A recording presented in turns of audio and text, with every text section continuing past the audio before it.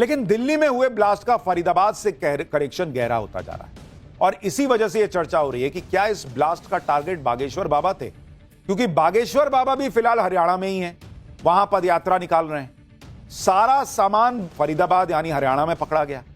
8 नवंबर को बागेश्वर बाबा फरीदाबाद में ही थे, जहां से उनकी पदयात्रा बल्लभगढ़ होते हुए पलवल पहुंची। बागेश्वर बाबा की यात्रा में सनातन एकता की बात हो रही है, हिंदू राष्ट्र की बात हो रही है। इससे भी कई लोगों को दिक्कत होती है। सवाल उठ रहा है कि क्या बागेश्वर बाबा की यात्रा को टारगेट करके माहौल खराब करने की साजिश हो सकती है क्या? दिल्ली ब्लास्ट से कनेक्शन के मामले में फरीदाबाद से 3 आरोपियों को गिरफ्तार किया गया और गिरफ्तारी और फरीदाबाद के पास ही बागेश्वर बाबा की पदयात्रा, क्या यह संयोग है या टारगेट थे बागेश्वर बाबा? यह सवाल उठ रहा है। सुनिए एक बार बागेश्वर बाबा। बात है कि जब भी धमाके हुए और जो भी हुए उनमें कहीं ना कहीं एक कट्टरपंथी मजहबी विचारधारा के लोगों ने किया और हमेशा भारत को, भारत माता को, सनातन को टारगेट बनाकर किया। और हम एक बात और कहना चाहेंगे, तुम कितना भी भारतीयों को डरा दो, सनातनियों को डरा दो, न हम डरेंगे। आज 5वां दिन है पदयात्रा का, न हम रुकेंगे न हम झुकेंगे। लोग गुस्से में हैं क्योंकि ये कोई सामान्य ब्लास्ट नहीं है बॉस। सारी एजेंसियां इसके बाद सिर के बल खड़ी हो गई। पाकिस्तान से लेकर बांग्लादेश और म्यांमार बॉर्डर पर खलबली मची हुई है। पाकिस्तान पैनिक में है। प्रधानमंत्री नरेंद्र मोदी इस तरह से ना कहते कि किसी को छोड़ेंगे नहीं अगर यह कोई सामान्य घटना होती। प्रधानमंत्री ने यह बात इसलिए कही क्योंकि आज जब सीसीटीवी फुटेज आए, जब नए नए वीडियो सामने आए, तो पब्लिक की भी आंखें खुली रह गई बॉस, क्योंकि कल तो जलती गाड़ी देखी थी, लेकिन अब एग्जैक्ट घटना के वक्त के वीडियोस आ गए और इतनी इंटेंसिटी वाला ब्लास्ट, वो भी लाल किले जैसे हाई सेंसिटिव जोन में, ये सबको हैरान कर रहा है। दिल्ली धमाके की जो फुटेजेस सामने आई है, वहां पे कई लोग चैनल चला रहे थे, उनका अलग अलग वीडियो बन रहा था, कई यूट्यूबर्स के वीडियो में ये रिकॉर्ड हो गया। भाई लोग कांप गए, इतना जबरदस्त धमाका था। एक बार आप देखिए वहां क्या हुआ है, फिर आपको बताता हूं पीएम मोदी ने क्या कह दिया, जिससे पाकिस्तान में हड़कंप है और जांच में क्या खुलासा। एक और वीडियो आपको दिखाता हूं, इसमें भी एक और यूट्यूबर के कैमरे में ब्लास्ट जब हुआ तो वो घटना रिकॉर्ड हुई है, कैसे अफरा तफरी मच गई और जो इंटेंसिटी थी ब्लास्ट की, उसको सुनिए जरा एक बार।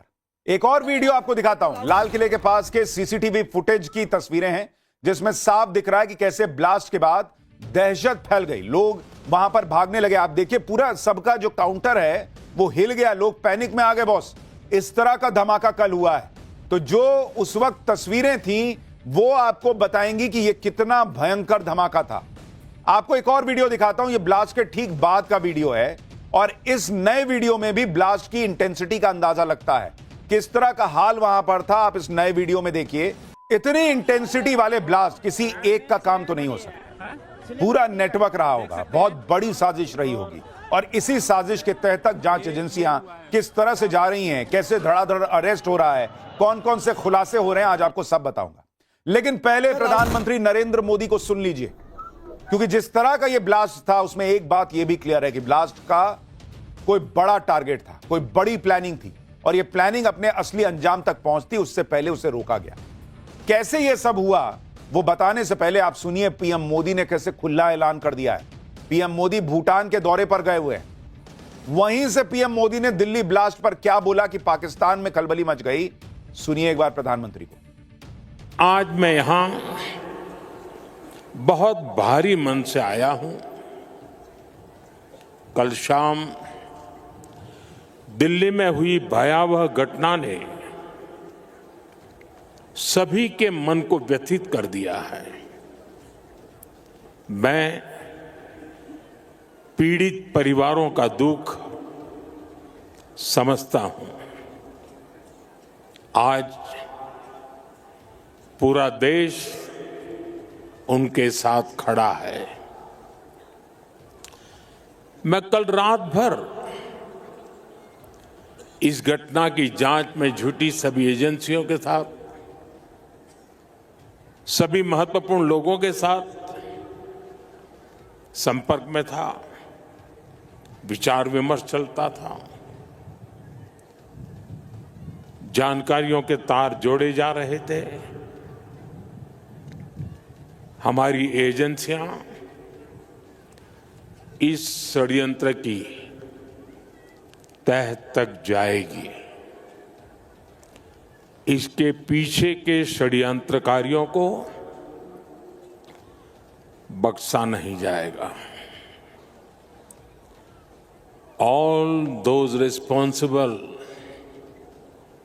will be brought to justice. प्रधानमंत्री नरेंद्र मोदी ने खुला ऐलान कर दिया है कि दोषियों को बख्शा नहीं जाएगा और जिन्होंने इस षड्यंत्र को रचा है उनको भी बख्शा नहीं जाएगा। और प्रधानमंत्री नरेंद्र मोदी ने यह बात विदेशी धरती पर खड़े होकर कही है। और आपको याद होगा, ऑपरेशन सिंदूर के पहले भी उन्होंने अंग्रेजी में बोलकर दुनिया को मैसेज दिया था कि किसी को छोड़ेंगे नहीं। इस बार भी उन्होंने अंग्रेजी में कहा है कि किसी को छोड़ेंगे नहीं, ताकि दुनिया को क्लियर रहना चाहिए भारत क्या करने वाला है। इधर पीएम मोदी ने दोषियों को न बख्शने की चेतावनी दी, उधर दिल्ली ब्लास्ट को लेकर ताबड़तोड़ एक्शन हो गए। धड़ाधड़ गिरफ्तारियां हो रही हैं, टेरर नेटवर्क से जुड़े और डॉक्टर्स पर एक्शन हो रहा है। आज कुछ और डॉक्टर जांच एजेंसियों के रडार पर आ गए। फरीदाबाद से महिला डॉक्टर शाहीन शाहिद को पकड़ा गया है, जिसे जैश की महिला कमांडर बताया जा रहा है, जिसकी तस्वीर आप देख रहे हैं स्क्रीन पर, यह चश्मे वाली महिला। इसके अलावा लखनऊ में डॉक्टर परवेज के यहां पुलिस ने छापा मारा है।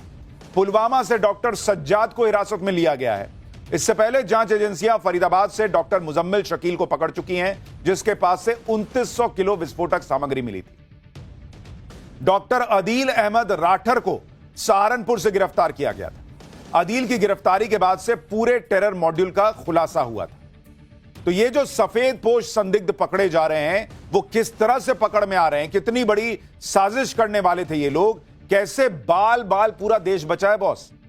आप ये मत सोचिए कि ये घटना हो गई, ये तो इन्होंने पैनिक में कर दिया क्योंकि सब पकड़ में आने लग गए थे तो इन्होंने बम फोड़ दिया।